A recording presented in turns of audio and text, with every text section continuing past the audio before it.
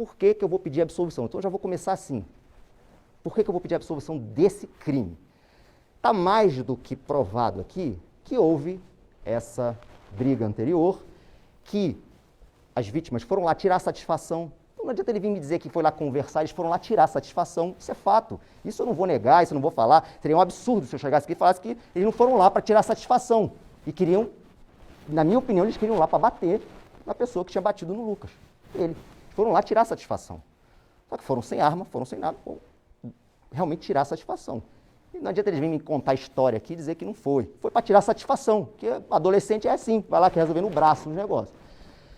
Só que a gente tem que dividir aqui esse fato em dois momentos. Um, lá na chácara, aquele fato ali, que não tinha ninguém armado, foram lá para resolver no braço, no jeito deles, não que eu absolutamente concorde com isso, mas foram lá para resolver no braço. E o outro são as facadas, que vocês viram um vídeo ali. São dois momentos muito distintos. Mas ali, o Alon estava sobre agressão? Sim. Ele tem uma lesão ali, o carro dele está todo quebrado? Sim. O Ministério Público jamais negariam algo assim. Então, com relação a isso aí, na hora que ele atropelou a menina, ele estava sendo agredido, ou o carro dele querendo ser linchado ali naquele momento, sim. Por isso que ele não deve ser responsabilizado por isso, ele estava fugindo. Pode-se falar que era uma legítima defesa, ou tecnicamente não é legítima defesa, porque ele que provocou todo aquele caso ali. Ele não pode alegar uma injusta agressão se ele começou a provocação. Ele não pode, tecnicamente, pela nossa lei, ele não pode, tá, vou ler o artigo, alegar uma injusta agressão, uma injusta provocação se ele começou. Quem começou foi ele. Todas as testemunhas falam que foi ele que começou as brincadeirinhas, a violência, e humilhar a pessoa, humilhar o Lucas, etc. Então, ele começou, ele não pode alegar uma injusta agressão, uma injusta provocação, se ele começou. Se fosse o contrário, ele não estava nem aqui, eu já tinha pedido a absolvição dele há muito tempo, Então, ele estava sob agressão ali? Estava, mas ele começou, então ele não poderia alegar legítima defesa tecnicamente não, mas inexigibilidade de conduta diversa. Aí eu vou explicar tecnicamente isso. Quando a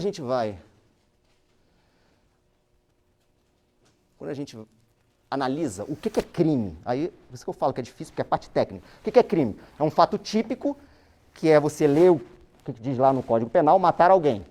Mas não é só isso. Se fosse só isso, não existiria, por exemplo, a legítima defesa.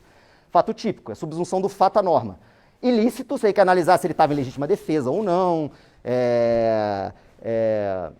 se está de necessidade, etc. E culpável.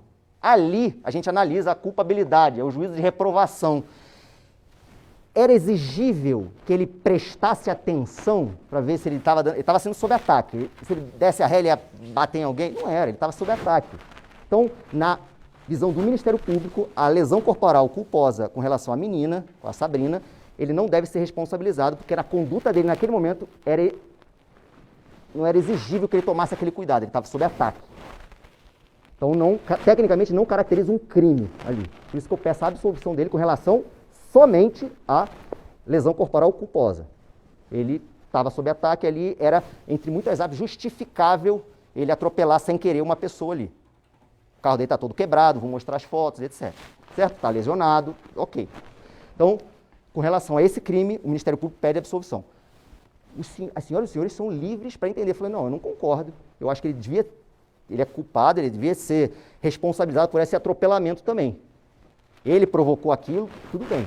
Vocês são livres, não precisa justificar. Mas, tecnicamente, eu estou explicando o porquê que eu peço a absolvição desse crime.